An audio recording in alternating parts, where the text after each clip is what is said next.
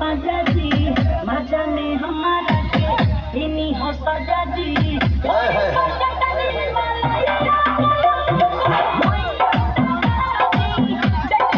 भैया भैया साइड में आओ कितना रोके हैं उधर नहीं रहे हैं पीछे नहीं रहे हैं आप बोल जाइए हेलो हेलो हेलो हेलो भैया बैठ जाओ पीछे में आओ सामने बैठ जाओ भैया जगह हो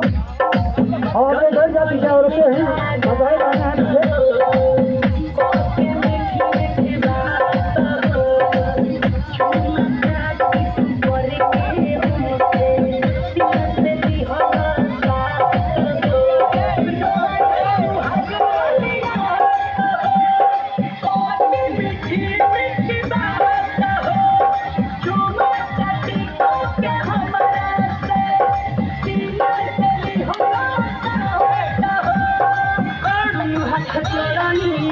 पीछे छोड़नी